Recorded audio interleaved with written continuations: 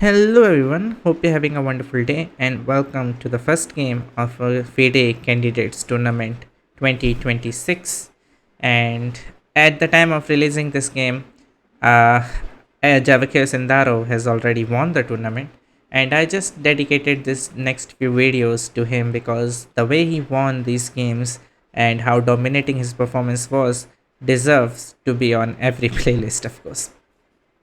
Okay, without further ado, first game is between Javokhir Sindarov and Andrey Esipenko. Esipenko being black and Javokhir being white. If you don't know, in the candidates, you get one almost 2 hours for 40 moves, and then you gain 30 minutes after the 40 moves with 30-second increment. But for the starting 40 moves, you don't have any increment. So this is a classical problem which happened in this game where, one of them get very low on time and other one gains upper hand. Okay, so Sindaro being white played pawn to d4.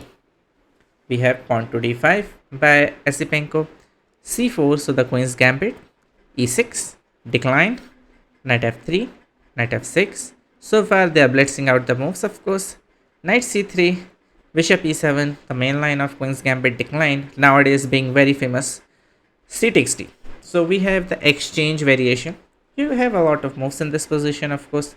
Bishop f4, bishop g5, even g3 leads to Catalan. There's also e3, very quiet move. But of course, c takes d5 being one of the very popular moves. E takes d5, creating a Carlsbad pawn structure. And bishop to f4. Bishop to g5 being slightly more popular, but bishop to f4 almost equally popular. Castles. And very interesting because till this point, basically every move they played was between 10 to 15 seconds. And here, Javokhir take about 3 minutes to play pawn to e3, which is of course being the most popular move in the position. But yeah, he is taking his time, recalling his preparation or something. c5 by Esipenko. He basically played it out in 10 seconds. You could play bishop to f5 in this position. It is one of the gambits that black has. If white tries to play queen b3, you can play knight c6, very aggressive gambit, threatening knight b4. White's best bet is just play a3 and the knight on c6 is somewhat misplaced, but it is all in all an equal position. But c5, Andrey like to play such structures which creates isolated pawns, because I have a lot of games which I found of Andrey in this structure with c5. Okay, bishop to d3, of course, but after 6 minutes of thinking, which is a lot of think, knight to c6 and castles, and we have pawn to c4 after 2 minutes of thinking from Andrey. In this position, bishop to g4 is the more popular move, and this is something which Andrey have played before against David Navarra, and the game ended in a draw.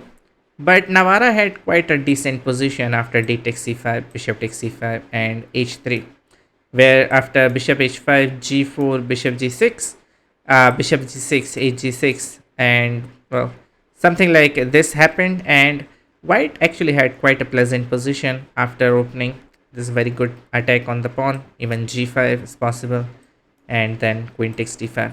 So you just lost a pawn. You have enough compensation to, you can say that you are equal, but not really better.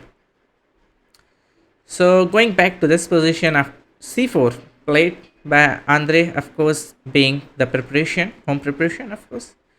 Bishop to c2 and knight to h5. Now, this is what I found very interesting. In this position, again, bishop to g4 is more popular move, but this is quite bad in this position because after, after bishop g4, h3, bishop h5, g4, bishop g6.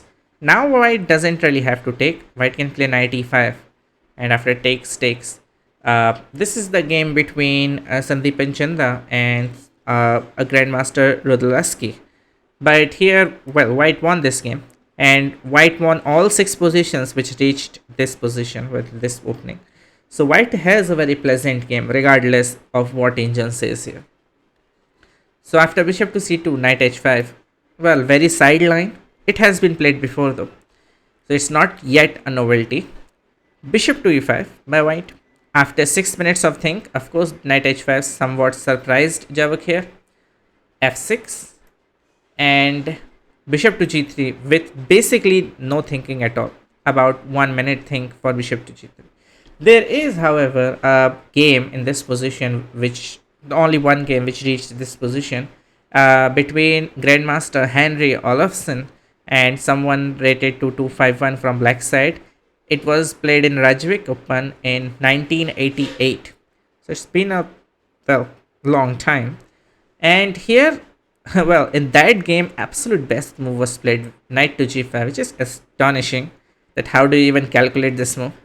Point is, if you, in the game g6 was played, if you take the knight, then I just take this, and with the bishop pair still on the board, it looks very pleasant for white. Okay, so maybe you take the bishop, but then queen takes again, and you can't really touch the knight, the pawn on h7 hanging. So you have to play h6, queen to g6, and after hg, there is a very disgusting angel line here. It starts with pawn takes pawn. So e7 and then queen s7 will be made. So you take, then check, and then a beautiful move f4, forcing open the f file for the rook with a devastating attack for white. It is winning. So knight g5 is a very interesting move in this position, if you ever get this position. But maybe it was all the part of preparation for Andrey. He might have something in prepared. But okay, bishop to g3. And now f5. So not playing f5 in one go, f6, f5, taking advantage of the bishop. And after 13 minutes of thinking, white played bishop to e5. Knight to e5 is very much possible. After knight takes g3, h takes g3. If you ever take, then after takes, the d5 is very weak. But black does have a bishop pair. Black doesn't really need to take the knight. So bishop to e5. Bishop to e6. Okay, and b3, you have to of course attack the pawn chain. Queen to a5, attacking the knight. Knight to e2, b5, just solidifying the structure.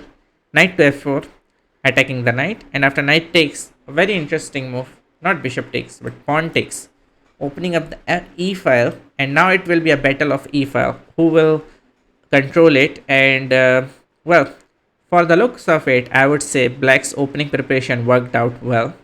Black has no problem whatsoever in this position. Though black's next move took black 10 minutes of thinking, which is queen to d8. It's a good move. You are trying to free up the a pawn, and also like queen belongs to the d7 square, which defends the bishop. Rook goes to e1, queen goes to d7, and rook to e3. Maybe in future you will play queen e2, rook e1, double up, maybe triple up. Who knows? And again, about almost 15 to 16 minutes of thinking, Andrey played rook a to e8, switching the plan. Maybe after a5 he doesn't like a4. Maybe possible. Okay, rook a to e8, he's deciding to play the center of the board. And h4 by white. At this point, the position is very much equal, but the dynamics in the position is anything but equal, right?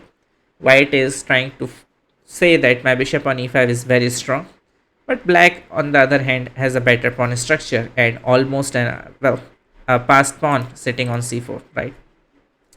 So black should be a bit more preferred in this position. Okay, h6. I mean, stopping knight g5 for future.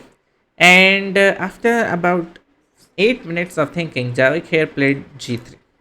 g3 is slightly dubious because your opponent does have bishop pair, which is sleeping for now, but this bishop, which is quite bad, can now reroute itself to h5.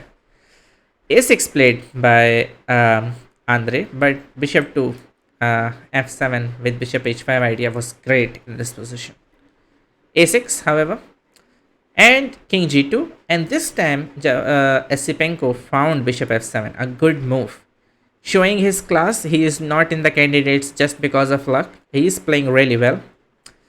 Queen to d2, connecting the rooks. Bishop to b4, another good move, hitting the queen. Queen doesn't really have a good with squares. Queen a2 has to be played.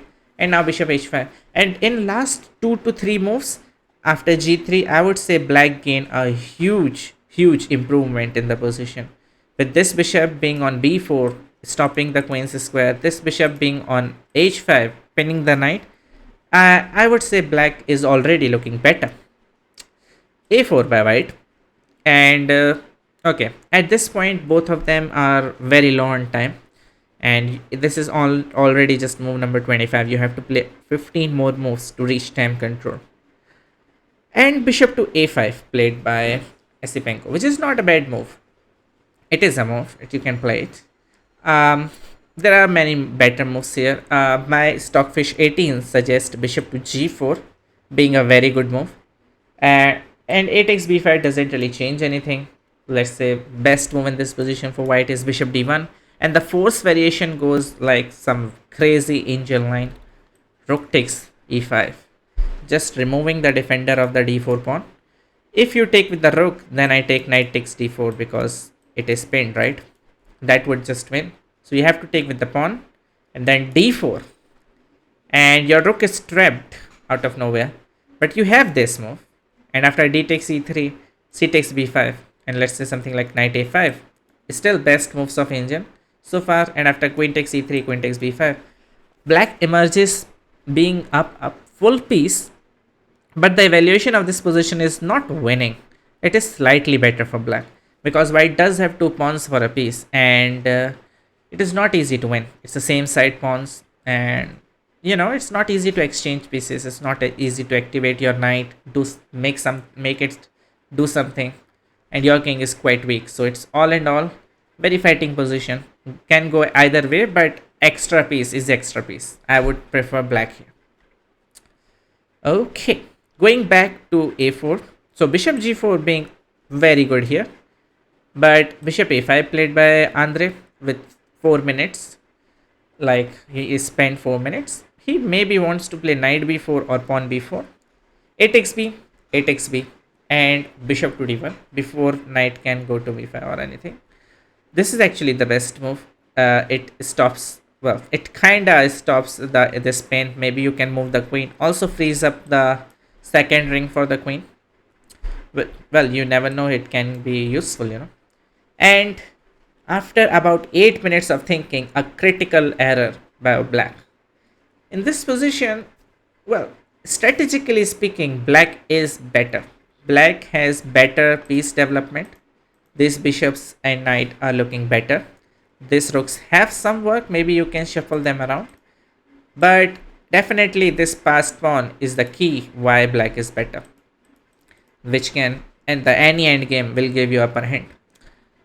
But the position itself is very slow. You have to be very precise to play this position.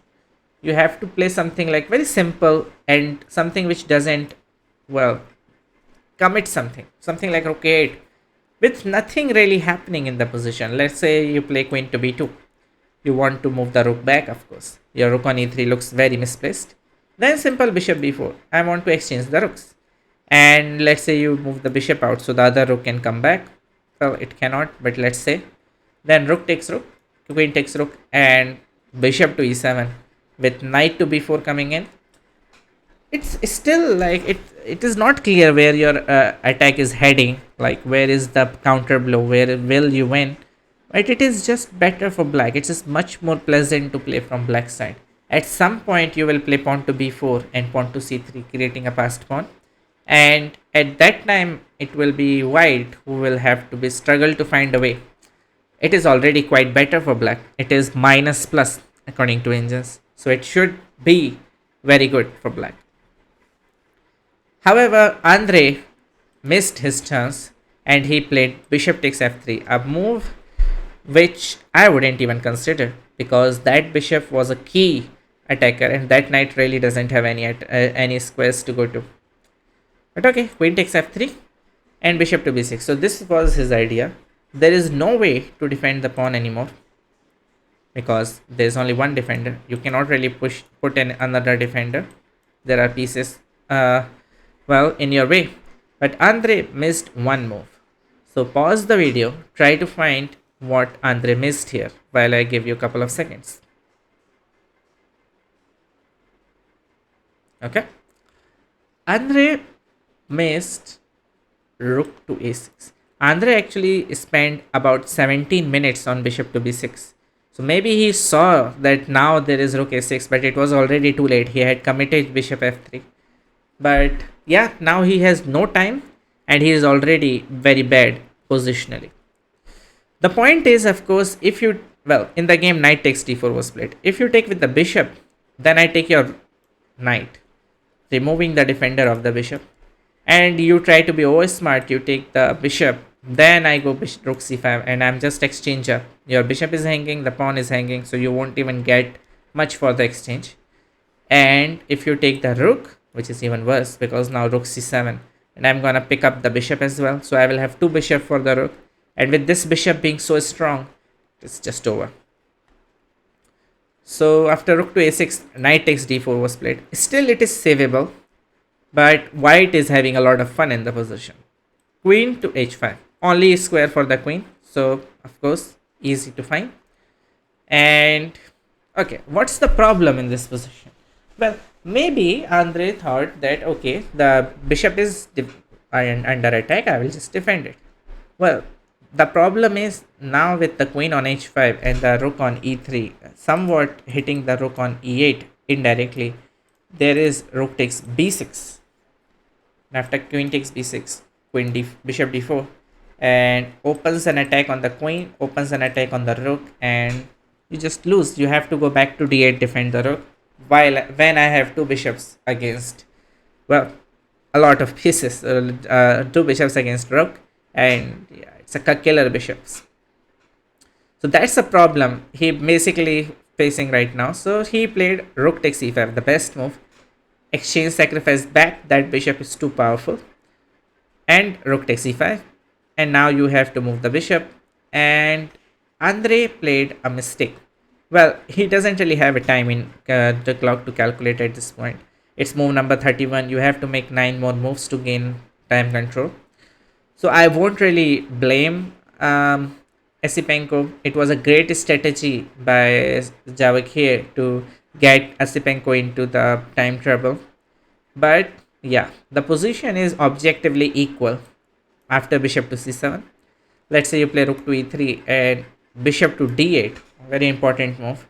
So your bishop can go to f6, and after you have bishop on f6, knight on d4 is forever defended, and with a constant attack on b3, well, it is somewhat of a fortress. If anything, black is the one who has two extra pawns for, well, exchange of course, but well, at the end games anything can happen. It's still very dynamic, but that's the best that black has. But queen to c6, a mistake by Andre, and it is not very clear why it is a mistake. B takes c4. Now the problem is, if you take b takes c4, then I just play bishop to f3, and if knight takes, queen takes, the more exchanges I do, the better it is for me, right? So b takes c4, and now the bishop, which has basically no squares, find a home on a4.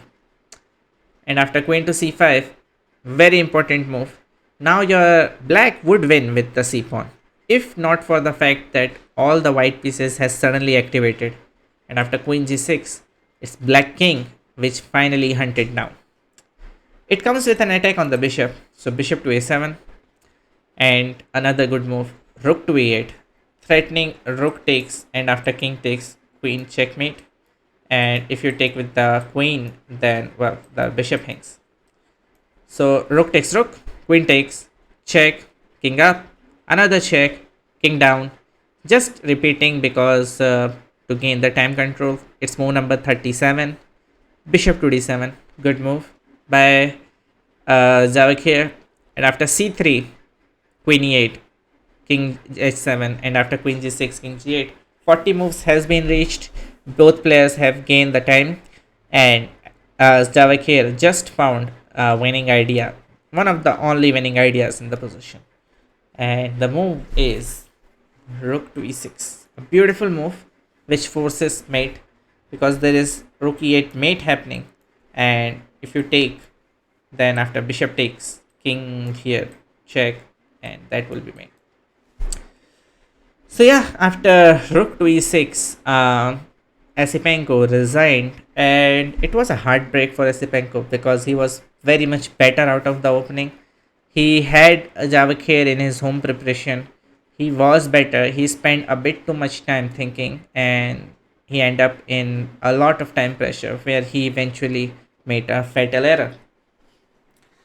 Okay, so that's the game. I hope you like this, and we are gonna continue this Sindaro candidate saga, and we'll see what happens in the World Championship next year. But yeah, stay tuned. Till then, take care. Bye.